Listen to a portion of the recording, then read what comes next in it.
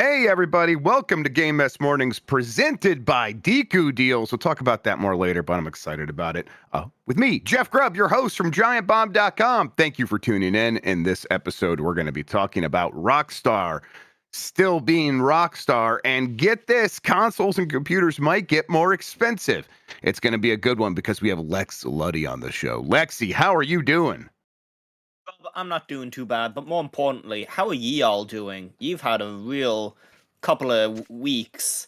How are you feeling after the bombathon? Feeling pretty good. It was a lot of fun. Definitely was missing doing Game Mess Mornings, so glad to be back in the swing of things with this show. That bombathon was very fun to do. It was long and definitely it wore us down, but it was all worth it.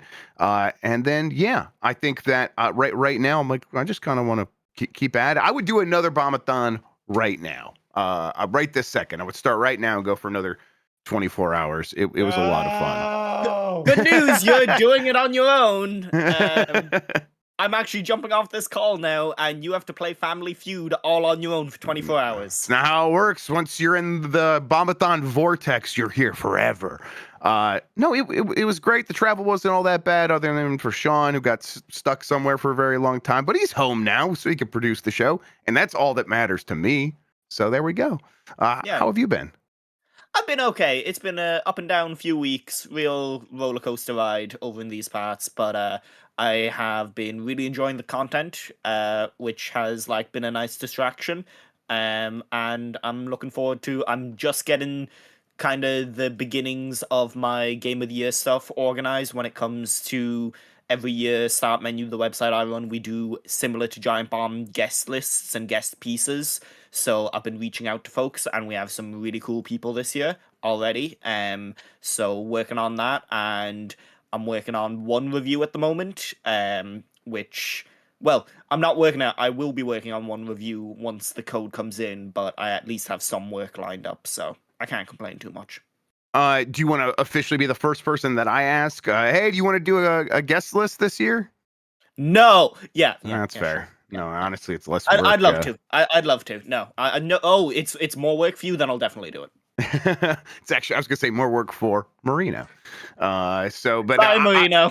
This part's the work. I told him I would get started on this 2 weeks ago. Did not do that. So now I'm going to start asking people to come create lists for us, and we'll get all that on the website. Hopefully by then it'll just be the new website, but we'll see.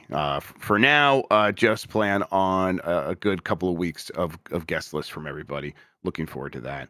Yeah, it's that time of year. It's like, oh my God, we got to start thinking about Game of the Year. We just got done with the bombathon. We're going to Game of the Year season. It is. How is the Game of the Year season already? Yep, and then we still want to do Extra Life, so that's happening very, very soon. A lot is all happening at once, but I'm gonna make some time for video games. Although I didn't have a lot of time this weekend because I was like, I was gone for a week. I need to clean up, and then I started a project of a fall cleaning of this closet over here. One of my shelves collapsed, and I'm like, I'm gonna fix that. And I got halfway done. So this room is a disaster behind me right now, and I need to finish that tonight, hopefully. All right, you know what though? We're rambling, so let's explain ourselves. We're Giant Bomb, a small team of video game doofuses. We're independent games media out here on our own. We can continue to do that through your support. If you go to giantbomb.com/join and become a premium member, you can ensure that all this keeps happening. You can inflict it on others. That's the best way to help us out. And we really do appreciate everyone who's come through and done that.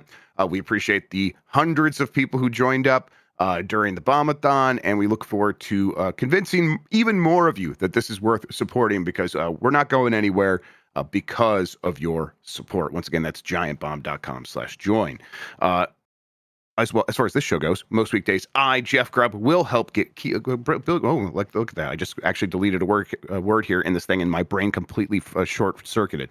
I will build your gaming life back together. That includes breaking news and maybe even some of our own original reporting. For all these topics, I'll get the input of a bona fide expert who will make me look smart. If you are watching live on Twitch, welcome. You can always listen to the show later on podcast feeds by searching for Game Mess Mornings, or find the RSS feed on giantbomb.com.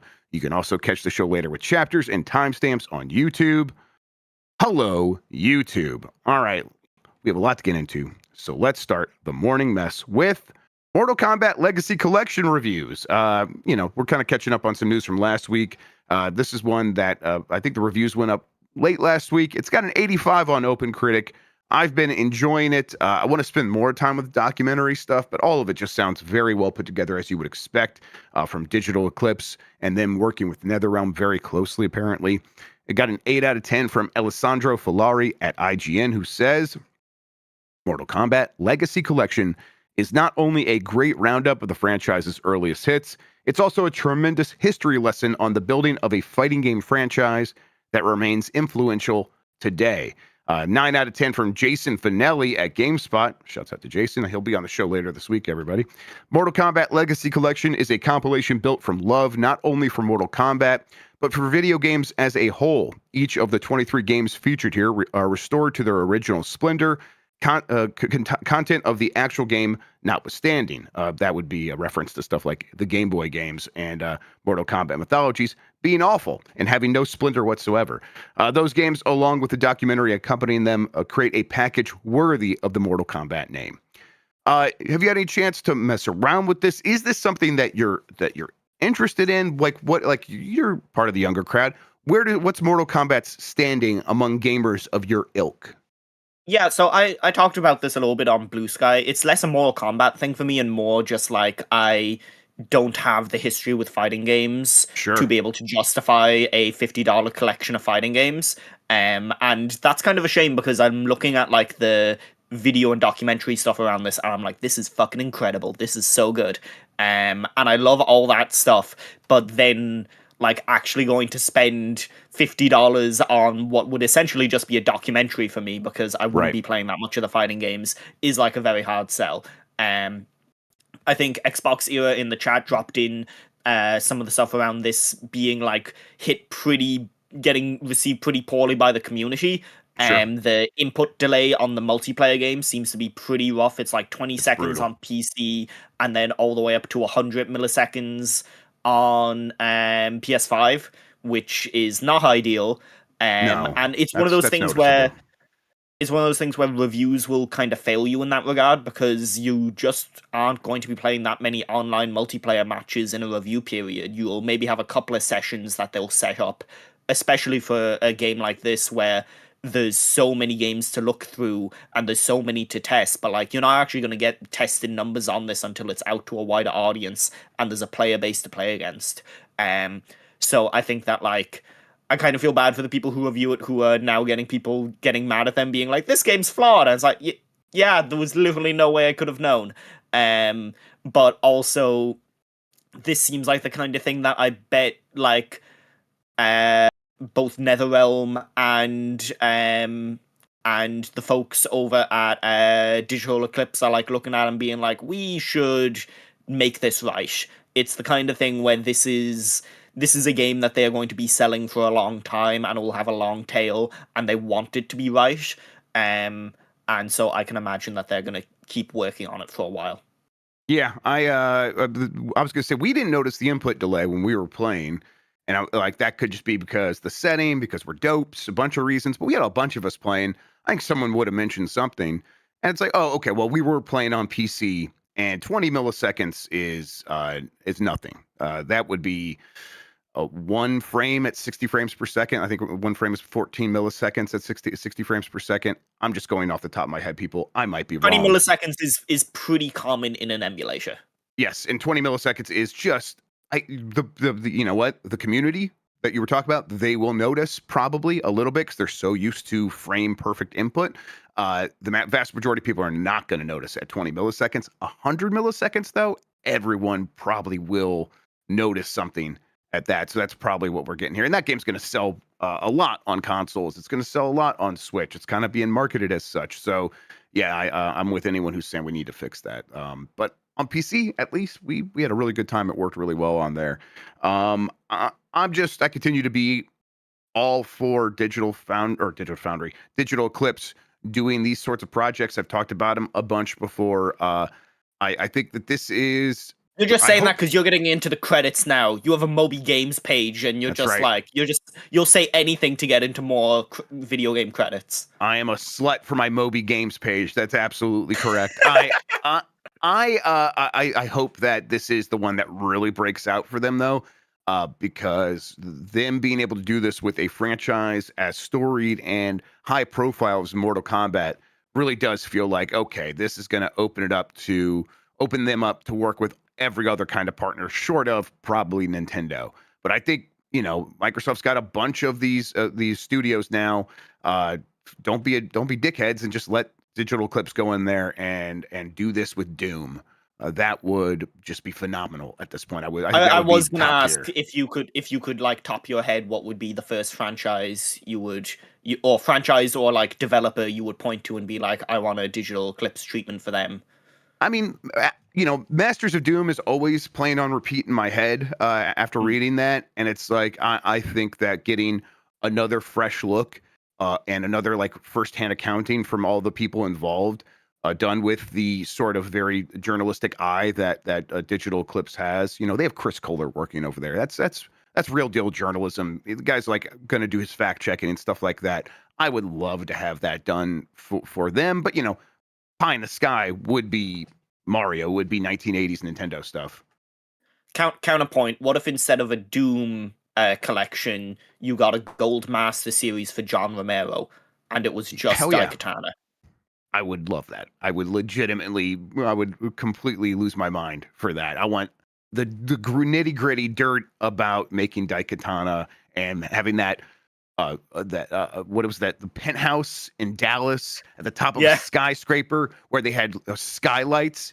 And they're like, oh, this is awesome. And then they brought the computers in there, and then no one could fucking see their computer screens because it was too bright in there. And these guys built blackout That's why you have to turn tents. the intensity up. You have to turn the intensity up so that you can see it. That's why that game looks so fucked up. That's right. The intensity slider was a feature. But they would build these blackout tents. So you'd go in there and be these goddamn nerds in their weird little tents in this penthouse suite. I want to hear all about it. All right, let's keep going here. Grand Theft Auto studio accused of union busting after firings. Grand Theft Auto, the Rockstar company? That doesn't sound like them. Doesn't. Jason Schreier, Bloomberg is reporting. Take-Two Interactive Software Incorporated's Rockstar Games fired dozens of employees in a move that a British trade union said was designed to prevent the workers from unionizing. The company said they were fired for misconduct instead. The Grand Theft Auto maker terminated between 30 and 40 staffers across multiple offices in the UK and Canada on Thursday, according to a spokesperson for the Independent Workers Union of Great Britain. All of the employees were part of a private trade union chat group on Discord and were either members of the union or attempting to organize at the company, the union spokesperson said. Rockstar has just carried out one of the most blatant and ruthless acts of union busting in the history of the games industry, Alex Marshall, president of IWGB, said in a statement. This flagrant contempt for the law and for the lives of the workers who bring in their billions is an insult to their fans and the global industry. Alan Lewis, a spokesman for Take-Two, said the firings were for gross misconduct and for no other reason, and that we fully support Rockstar's ambition and approach. Okay, yeah, of course. Rockstar has doubled down on security following massive leak, blah, blah, blah. A little bit more details here. Misconduct is really interesting to not elaborate on. Right, Because if someone's done something that is like grossly out of line, usually these companies are first and foremost to be like, and here's why we kicked them out. Yeah, or even say like, hey, we can't talk about it because there's an ongoing investigation, but there's an investigation and we are going to look into this and correct these issues that were so ingrained that 30 to 40 people were responsible for it. That is a cultural issue. You would have to take responsibility for that if it were real. And, let me cover my butt because it's Rockstar. While these things are alleged, I'm allowed to believe them. I believe them. This sounds like they just fired people for organizing. And, of course they would because it's still Rockstar. But the story had been habits, that they turned the corner. Yeah. Old habits and that. Yeah.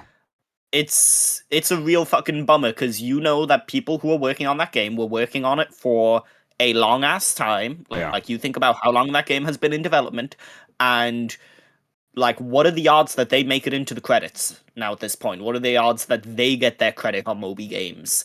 Yeah. And they get to be able to go around and say, like, hey, I worked on the biggest media franchise in the world. And it's all because they were trying to make the workplace better and safer and more supportive for their co-workers. Like, that doesn't seem right. That really doesn't seem like conscionable.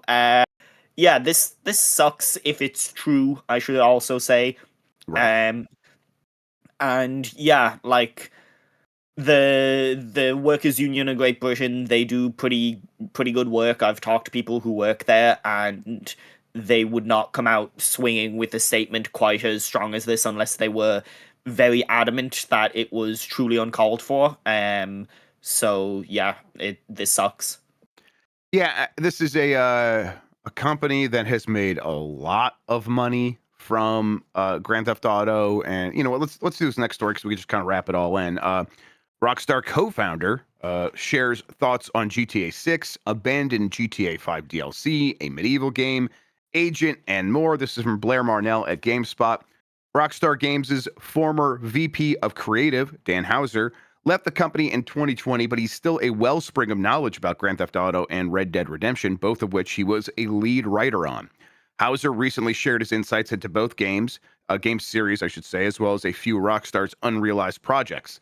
During a nearly 3 hour interview with Lex Friedman on YouTube, of course, Hauser touched on GTA 5's uncompleted DLC that would have featured Trevor as a secret agent. It never quite came together, and it was never finished, recalled Hauser. It was about halfway done when it got abandoned, but I think if it had come out, we probably wouldn't have gotten to make Red Dead 2, so there's always compromises. I like making the stories. For me, I love the model of GTA 4 when you had extra stories coming after, or Red Dead 1 where you had the zombies pack coming afterward. I like doing these extra things, so I would have personally liked to have done more more of that for the company. Hauser related that a James Bond style game, blah blah agent.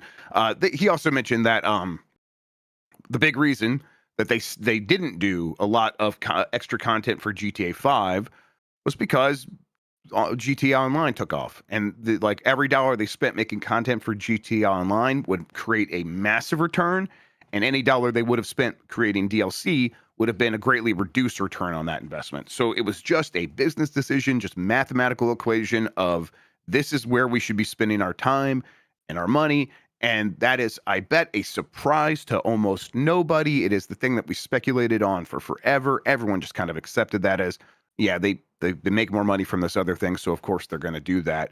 But it does sound like that they would have preferred to make DLC, because at least that's the way Hauser makes it sound. I guess my question would be to you, it's like when these guys leave to go start their own thing, do you think they're going to do things any differently, or are they just going to like try to emulate the GTA Online model? Like, do you think they can go back to making DLC for these games? And is there any chance Rockstar ever makes DLC again? Does Rockstar ever make DLC again? I think they view DLC now as online support. Right, Like just online support. Right. that's what they view ongoing support as. You saw that with the later GTA online updates. They got very like story heavy. I'm not sure if you ever went back to them, but post the first set of heist ones was when they started adding in a bit more story. But by the end of it, they were adding in like cutscenes and Yeah. bringing back old characters, which was all very weird because apparently all of Grand Theft Auto Online is still set a year before GTA 5. Really? So it's been set a year before GTA 5 for the last like 15 years almost now, which is really fucking hilarious. But yeah, apparently he's been getting out and doing this as part of his book tour, which is also part of his Absurd Ventures thing, whatever that is, the multimedia Right. project. And that book, if you want to hear a little bit of what that book is about, is it is the first. The book is called, where is it? A Better Paradise, Volume 1, in brackets, an aftermath. The first novel from Dan Houser, writer of Grand Theft Auto and Red Dead Redemption series. Everyone tries to escape from paradise.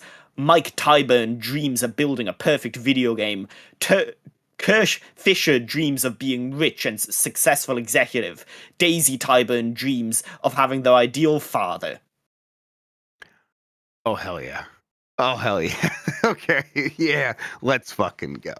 This is a video game writer's novel. I have to read this. I've read almost Apparently, 2 chapters of the Balan Wonderworld novel, so I'll have to read this.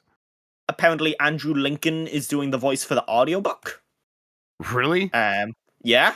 So Okay. they're out there getting money for this. Well, yeah. Hey, good luck on all that. I want to see if his style translates to the written prose, but we will see. Either way, Grand Theft Auto Online made a lot of money, continues to make a lot of money, and what a union would eventually probably establish is some sort of revenue share, some sort of ongoing payment for the people who created that work. That would be the ideal long-term goal, is to get residuals.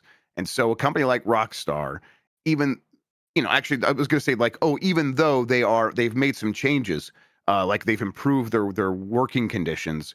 Well, that's not an even though. That is, well, they do that so that they don't get a union. When I worked at at We put in a FedEx. pool table, everybody. Exactly. When I worked at FedEx, UPS was unionized. I'm sure I've told this story before as well. We would get all the benefits that UPS got because FedEx was scared of the union. So they're like, we'll just give you all the stuff that UPS drivers and factory workers are getting. And so it's like, okay, yeah, that's great. So they were making all those moves specifically to avoid getting union. This sounds like Rockstar recently was like, hey, we are putting our thumb into the wind. We're licking it. We're going to see which way the wind is blowing. Feels like it's blowing toward unions. So all those things that we were dragging our feet around, dragging our feet about regarding being very strict about making sure that people stay here and do a lot of surge work to try to get these games done. We are going to be a little bit softer on that and treat people a little bit more fairly. And it's like, oh, okay, well, Rockstar has changed its tune. It's like, no, they've just recognized the reality of the situation. And then when they are faced with the prospect of a union, well, it's like, no, that's the thing they're certainly trying to avoid. They do not want to share these profits ever. They go in there and allegedly fire every single person involved with that. Or at least It's or at also least every person they fired was involved with that. It's a bit much.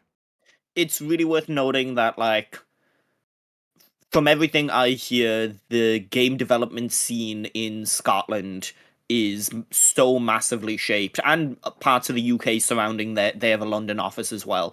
But especially Scotland and Northern Scotland, where Rockstar North are based, it is massively shaped by Rockstar. Insofar as you saw it with Mind's Eye, where if someone leaves Rockstar and they say they're going starting a new thing, everyone is comparing it to GTA, and there's an expectation that it will be the next GTA, and that Mm-hmm. creates this unhealthy cycle instantly. And there's so much pressure. There's so few opportunities in Scotland now, unless you are Rockstar affiliated. It's really hard to get a studio off the ground in Scotland, because why would people invest in you when they could invest in a guy who's coming out of Rockstar, or they could invest in Yeah, that's Rockstar frustrating. themselves? So it's a really frustrating scene for the people up there to have one of what would have been a huge union effort step, having a studio that size and that importance coming together. The idea of that no longer happening is very frustrating for people who might be working at other studios as well.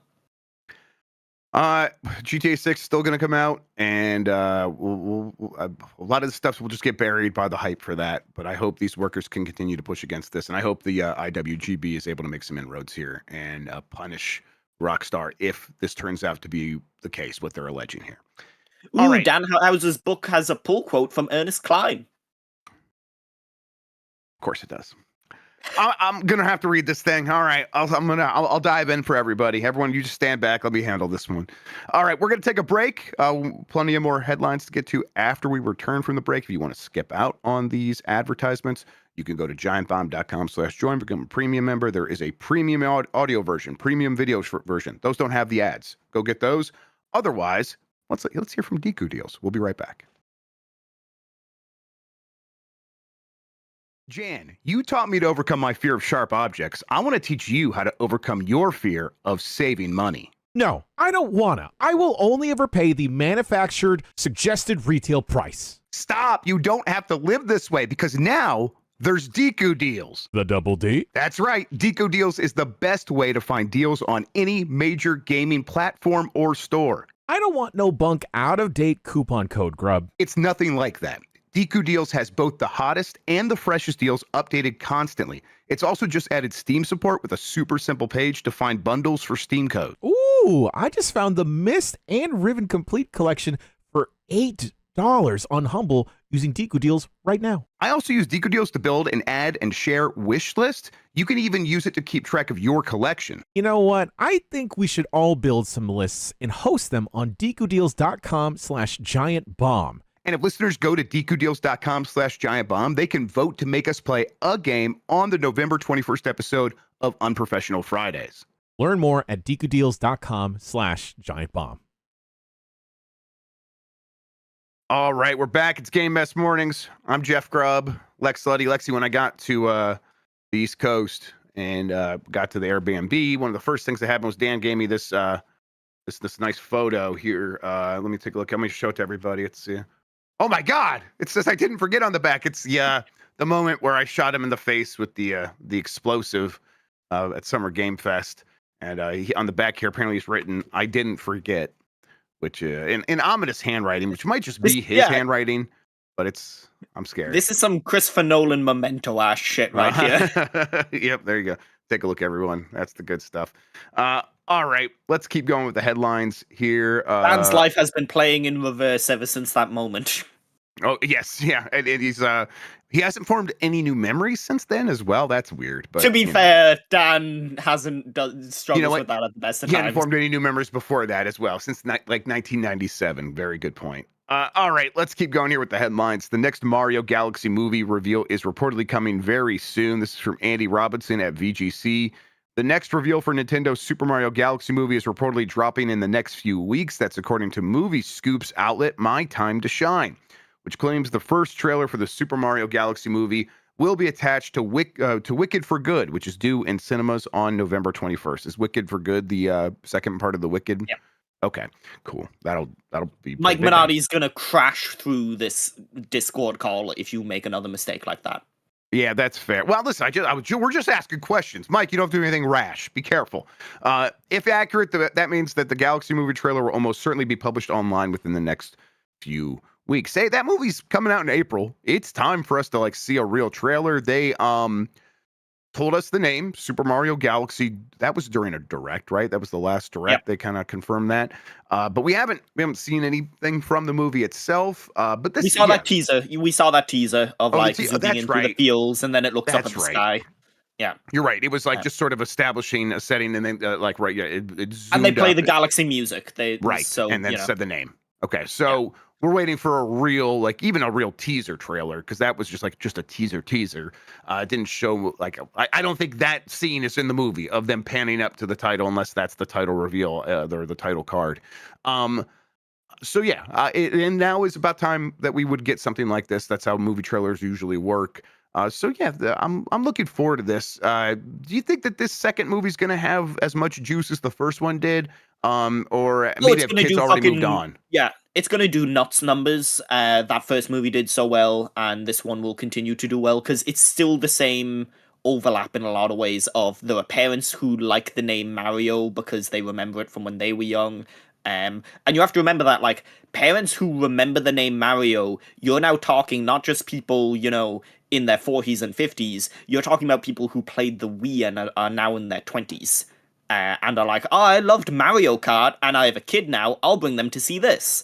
Yeah. So it's a huge cohort of parents who are agreeable to an IP early on, which is kind of one of the limiting factors to getting kids into a movie is are parents willing to bring them to see it in theaters.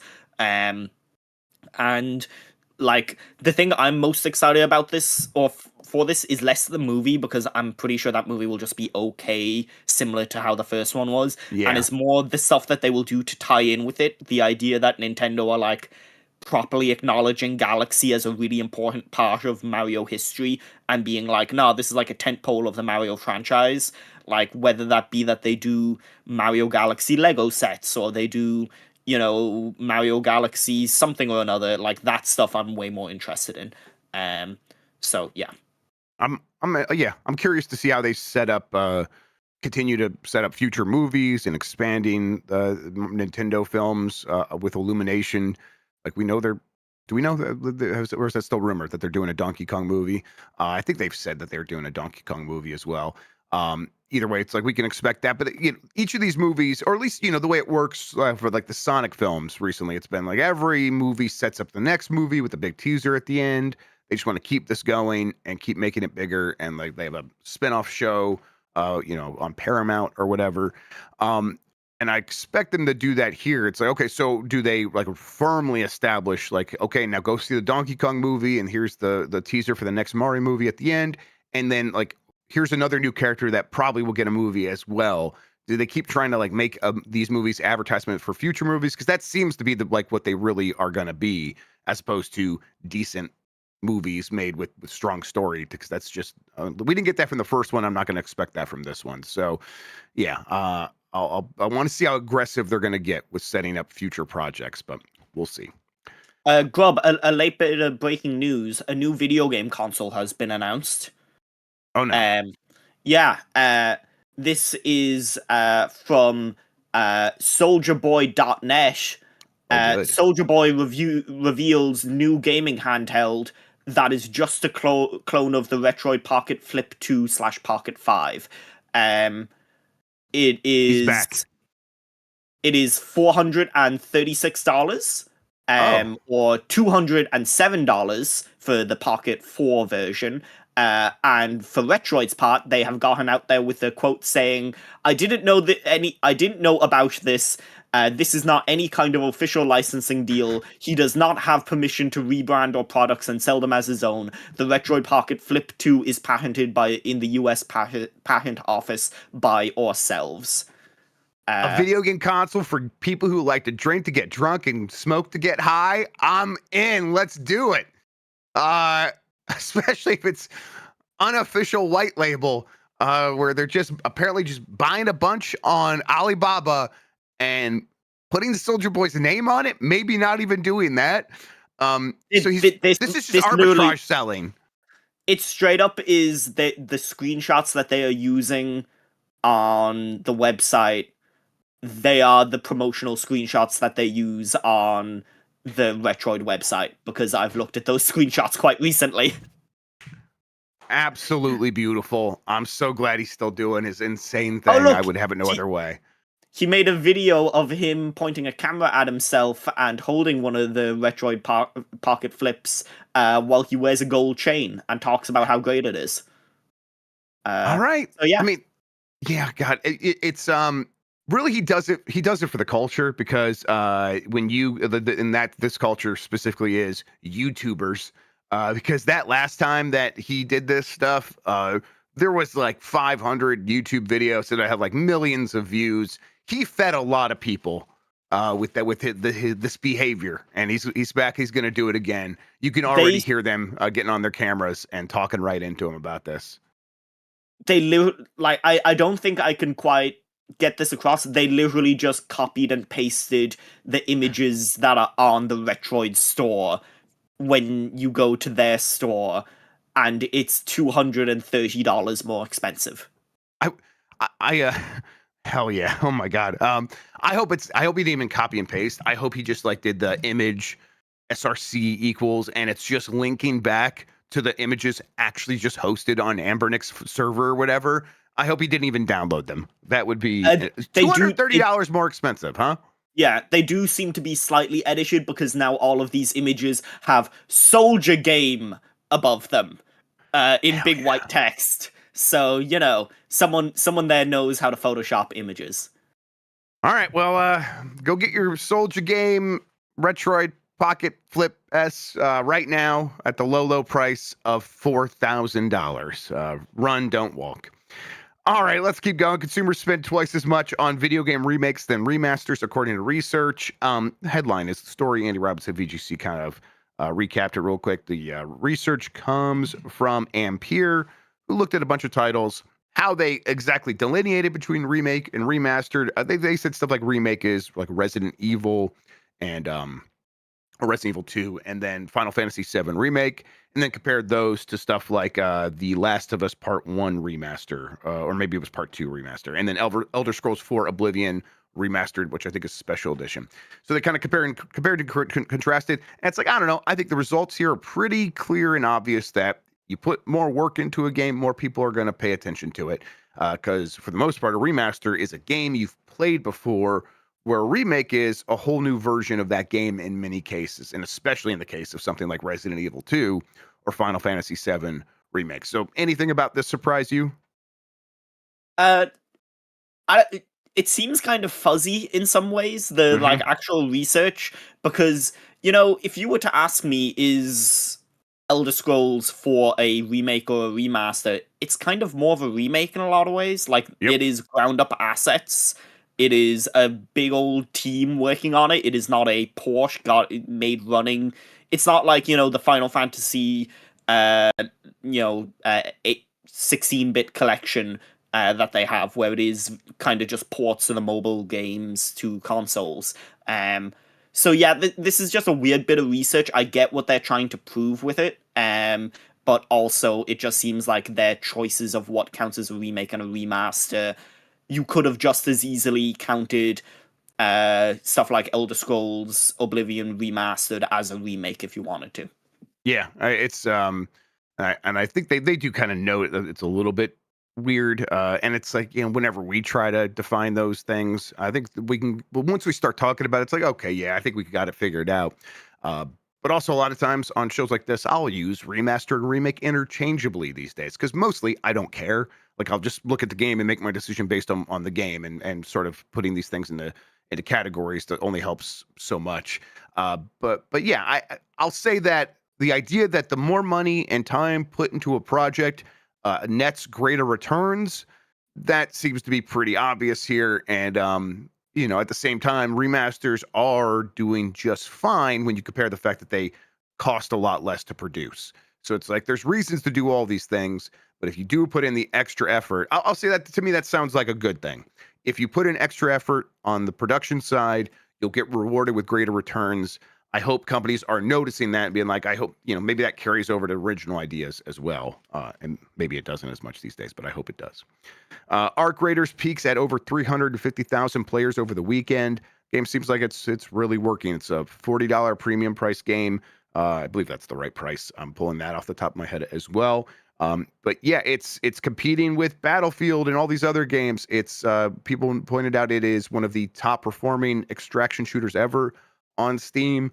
Yeah, what do you think the difference is here for this game compared to stuff like the test for Marathon or any other game in this of this kind that maybe hasn't taken off the way Arc Raiders has?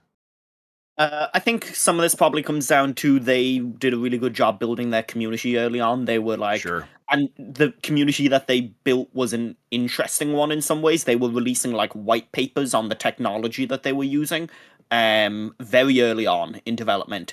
And so you had people who were way into their like shit and knew their shit, learning about this and getting interested in it, and then telling people who were slightly less interested or knew their shit like in a less technical sense of like, no, trust me, this thing's probably going to be really cool.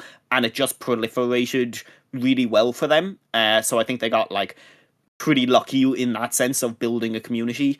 Yeah, I think that they've been struggling with like their servers actually staying up. I know Christian was in super long server queues, which again, there's only like so much you can do to plan for that. But yeah, I'm curious about this game. I haven't tried it out much yet beyond some of the beta tests. But yeah, I might jump in at some point. Yeah, I'm gonna try to play it here this week on the website even. I'm curious about it. I think it's got a really great look. I want to kind of just see if it's going to grab me. I think there's a chance that it will. I've seen a lot of people playing by themselves. So I do wonder if it's like, can you go in there and solo queue, or do you have to fill up a team? So someone asking that. It's like, I don't know, but I would like to just go in there by myself first and see if I could figure it out and go from there. Fortnite has a new season. The Simpsons, as speculated, has arrived. They launched it, and it seems pretty cool. Chris Scullion at VGC has the story here. After much speculation, the Simpsons have finally arrived in Fortnite. A brand new island based on Springfield is available for the next month, offering what Epic Games calls a fast-paced, back-to-basics battle royale experience for up to 80 players.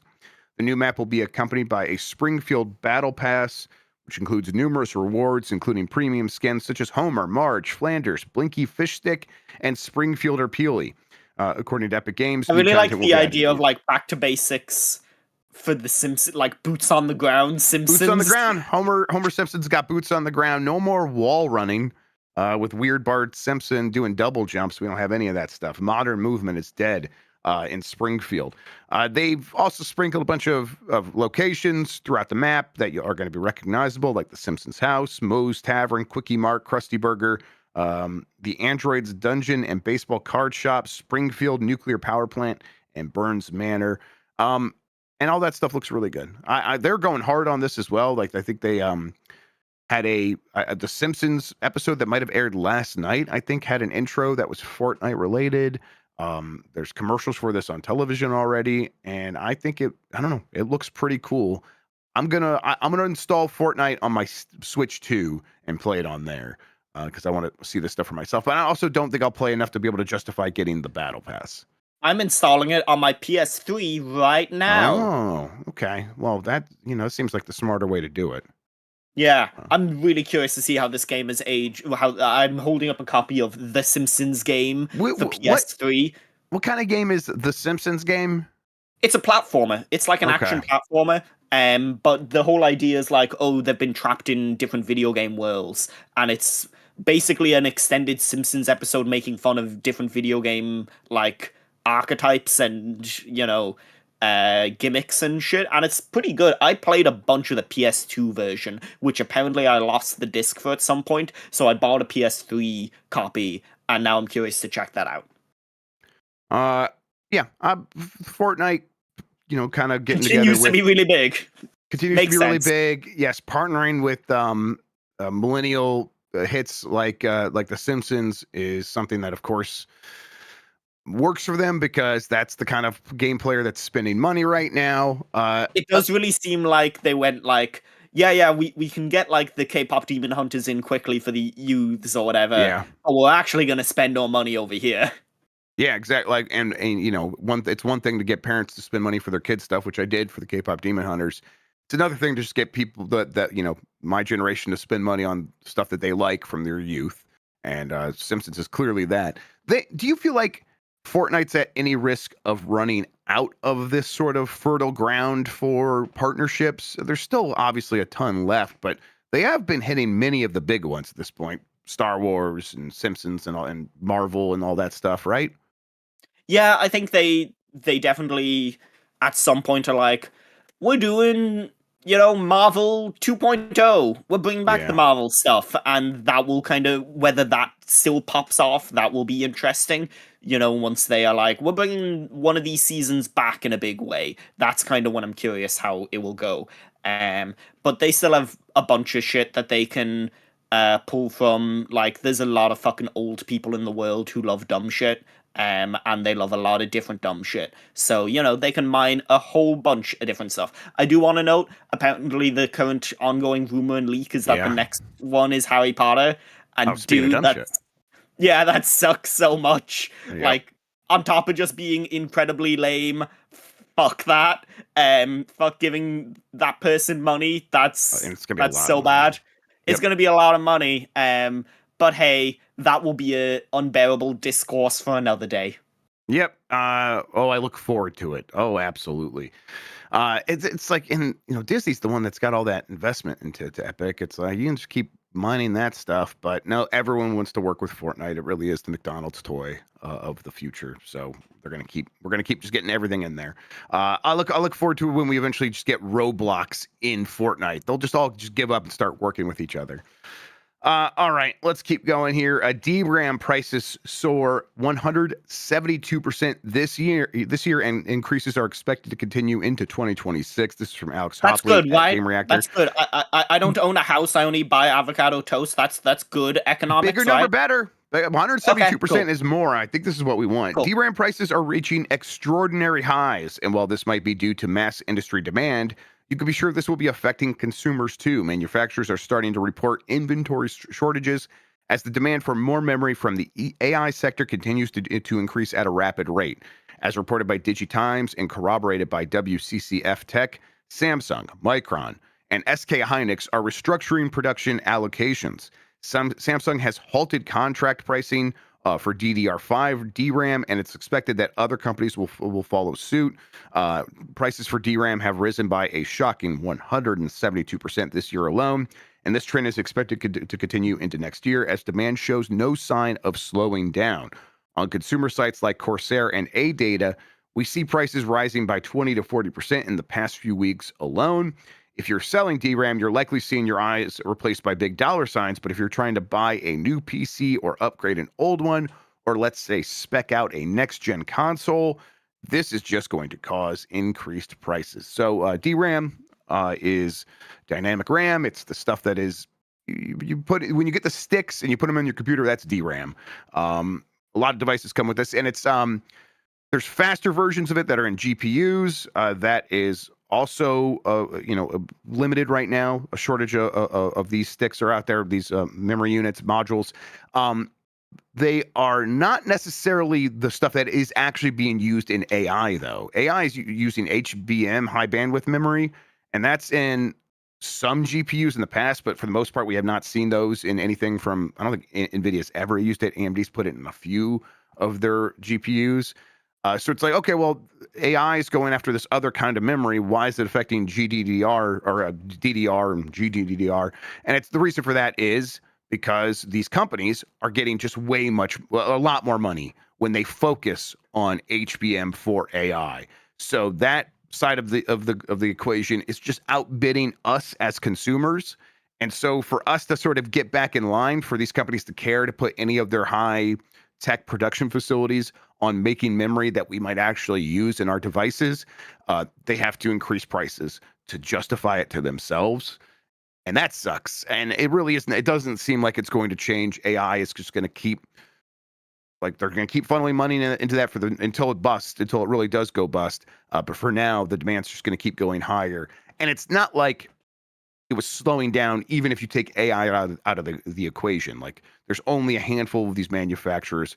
So yeah, the expensive consoles might get even more expensive, and they still might have to raise the prices even further beyond that, because they are going to want to make money on these systems still.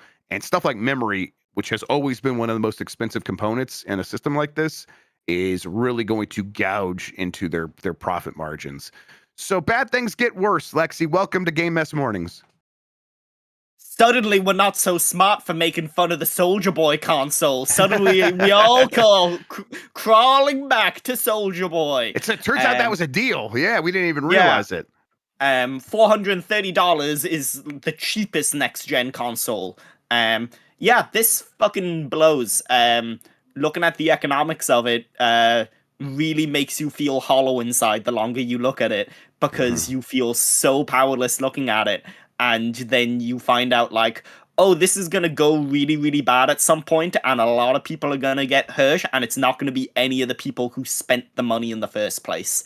And it's infuriating looking at this shit and trying to untangle it. And then when you do start to untangle it, you're like, somebody should be doing something. And it turns out somebody is doing something, but they're doing it for themselves so that they can get rich. So yeah, this feels really fucking bad, and it's going to price more people out of this hobby. It's going to make this hobby more restrictive and hard to get into, and it's going to lead to less creativity and less, like, people playing games, and that's just going to suck. Yep. Yeah, and it's not like, to be clear here, it's not like Micron or Samsung or SK Hynix, again, the companies that produce the RAM. It's not like their costs have gone up dramatically. They have not gone up 172%. That's not what we're talking about here. That's not why they're raising prices. They're raising prices just because demand has been increased. And so they are going to make a lot of money from this. They're going to be doing very well. Everyone else in the industry, everyone downstream from RAM, like if you need RAM in any way to power your hardware, you are going to get hurt and your prices are going to be higher. And then you are definitely going to pass that on to most.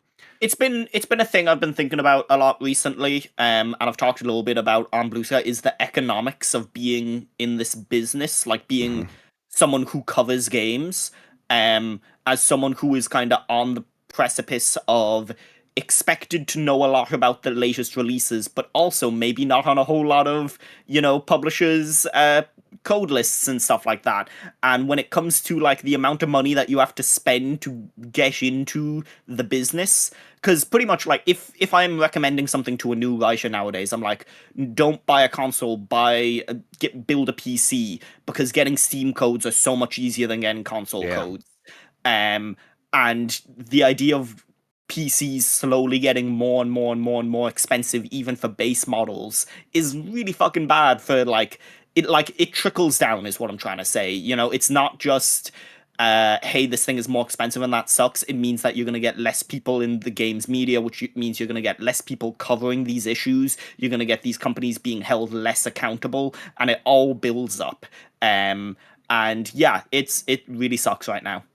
Yep, the barrier to entry is higher than ever. The ability to put down the ladder is more difficult than ever. It's it's by design. Like you look at it, and if you move up the economic ladder and you look around, it's like, oh, I see why these things are the way they are, because people love the fact that there are so many poor people below them, because that makes the money they have feel more worthy. It's worth more if there's a lot of people who don't have it, because you could afford stuff other people can't. And this is all by design.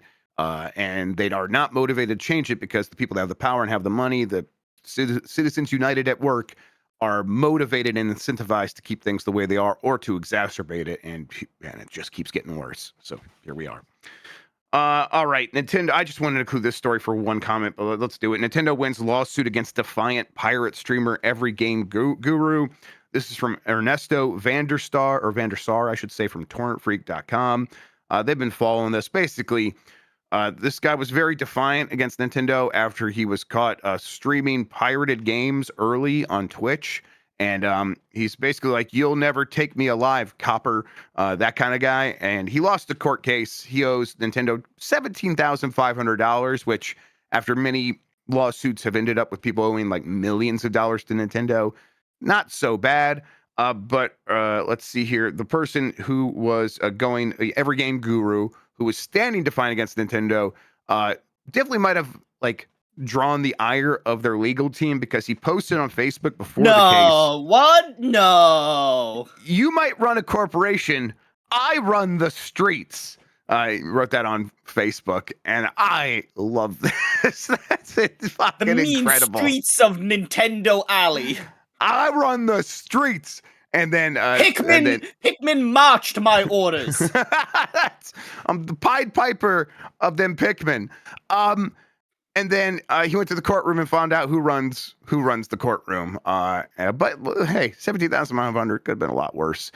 Yeah. To me, it's crazy to be like, I'm going to stream games that I illegally pirated early. And of all the companies to do that for, Nintendo, I don't think you run the streets, sir. You would have maybe been a little bit more smart about this. But whatever. Nintendo loves to sue people. Here we are. They're suing more people and continuing to win in court. You keep running the streets, though, bud. And then Silent Hill 2 for Xbox Series X and S has been rated by the ESRB. We talked about this possibly happening, being like, oh, that exclusivity deal with PlayStation is going to end.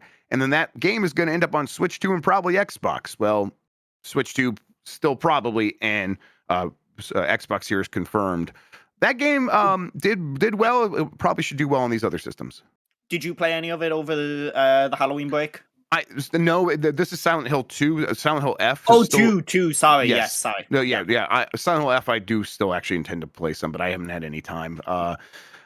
But yeah, I've heard nothing but good things about that one. I have not played Silent Hill 2 either. That's one I might actually just pick up on Switch 2 and play it I think you would really enjoy that. That was The Silent Hill franchise is one that I've always dipped in and out of, but I never finished any of the games because I was mainly playing them, through emulators, Right. and it's so easy not to finish something when you start it on an emulator. Yep. And actually having the remake and being forced to sit down and play through the whole thing when it came out new, that game's fantastic. So yeah, more people getting to play that is good, and the idea of it like coming to more platforms. I know it's weird. Konami make video games again. They just Yep. started making video games again. Yeah, it's good to, like, again, like we've talked about, Capcom sort of setting a path forward and these other companies following them, and it's working for everybody. I think that's a good sign that if you make games for us, we will spend money on your games, and that's a deal that I'm happy to continue living up to our side of the bargain on. If you make games like this and it remakes whatever, but and new entries in these older franchises, and you put in the effort to do a decent job at them, and a lot of these games that we're talking about here from Capcom and Konami are good to great. You keep delivering that stuff, we will continue to spend money on them. That it's like a safe investment from your perspective, Konami and Capcom and all these other companies. And I'm like happy to see like one part of the industry continuing to work in a way that is predictable and seems sustainable. And I hope that doesn't change. All right. At this point, it feels weird when things make sense. Yes, right. When it's just like, oh, here's an easy to understand business model. Create good product, and good products sell, and then you can continue to make good products along that line, and maybe even make them bigger and better, and we will spend more money on them, and your community and your audience will grow commensurate with the amount of effort you put into it, and the fact that you have established these franchises over a long period of time gives them this cachet that you can trade on, and it's just like, oh, I understand every step of this process. It's unbelievable that it's working. It feels weird. You're waiting for the other shoe to drop of like, and we're actually harvesting your souls. I mean, we know the other shoe is like, if they have a big prominent failure, they will freak out and leave, and they'll be gone for another 10 to 15 years. Well, that's it. And it's like, well, you know what? Then just do what it takes to make the good game. Hire the right people. Take your time. We're not running out of games. We can be patient on our side. So as long as they can avoid any catastrophes, I think we're going to be good. And don't worry, from everything I hear, Konami still very happy to freak out when something unexpected happens with one of their games. Weird. All right, that does it for the headlines. Let's see here. We would have done, I think at this point, the Bomb 12 catch up. I'm still going to post the Bomb 12 from last week, even though we didn't have Game S Mornings last week. I'll get that posted today. Also, we'll get the results on that. But we do have a new poll question to set up for Wednesday's show. We'll get to that in a moment. Before we do so, though, Lexi, why don't you tell people where they can find you on the internet, what you have going on, and all that good stuff? Yeah, you can find me on Blue Sky at Lexi or lexluddy.xyz. I have mainly been working on a bunch of stuff for my website Start Menu, which I run for trying to help people break into the game's media space. I have been kind of away from work between traveling to Japan and then having some personal stuff come up, but I'm trying to get out there and find some more work now. So if you have any opportunities on reviews, previews, features, anything, let me know. And yeah, I'm out here. I'm working. I'm doing stuff. Grubb, I'm going to drop some comparison pictures into the chat of the Soulja Boy Flip console. Please. Yeah, you're going to love this. Let's take a look here. It's in the Twitch chat. Yeah, I just clicked on it. These are these are different listings. That's it just says Soulja Boy or Soulja Game Flip. Oh boy. Hell yes. Really poorly photoshopped onto it. Oh, that price is so much more than the other one. That's crazy. It's so much more. Oh boy. Okay, well, and it really is just the same console. It's not changing. It's the exact same. It's just arbitrage selling. And you know what? Good for you, Soulja Boy. All right. Oh man, he's just gonna really be the target of so many angry YouTubers. And at this point, I think he knows that. And he welcomes it. Okay, new poll question. Have you played Arc Raiders? Yes or no? The game's out now. Kind of curious to see what this audience is doing with that game. Seeing if anyone has any changed opinions on extraction shooters at this point. I'm certainly curious to see how people are feeling about it. I'm curious to see if I go in there and be like, oh, I get it now. We'll get the results of that. Talk about it on Game Mess Mornings here on Giant Bomb on Wednesday. Speaking of Giant Bomb, there will probably be some stuff later today. We got to go to the meeting right after this and figure out exactly what the content's going to look like. Jan and Dan are out on assignment. So we do not think we're not going to be doing Monday mornings missed with Mitch today, but we will probably do it this week. I don't know. Mike usually likes to stay on top of that. Again, we'll figure it all out this meeting, let you guys know exactly what's happening with that. You should expect, though, Blight Club to happen on Wednesday, although that might shift around in terms of timing, might happen a little bit earlier that day, maybe right after Game Mess mornings. We'll have the Bombcast tomorrow as usual. Yeah, we're going to get back into the swing of things. We also have a bunch of new stuff we have to work on after the Bombathon because it went way better than we were expecting. I look forward to some of that stuff dropping here pretty soon, including I recorded a Grubb Snacks this morning. We're bringing back Grubb Snacks in a small sort of premium way. It's going to be once a week. I'm going to record something where likely I'll try to get a question from you all, and we'll kind of I'll just riff into the camera for a little bit, talking about it, seeing what I can figure out, seeing what I know, and sharing that all with you. We'll try to get those out early in the week, but yeah, look out for that. And there's plenty more happening soon. And all right, quick shout out to Chuck, who in between getting married is also building a website and managed to build a Mario 64 Torment Nexus for Dan. Which is a real good cutout. If you haven't seen that section yet, because it was at an odd time for me, so I only saw it on YouTube later. That Mario 64 Dan surprise is pretty good.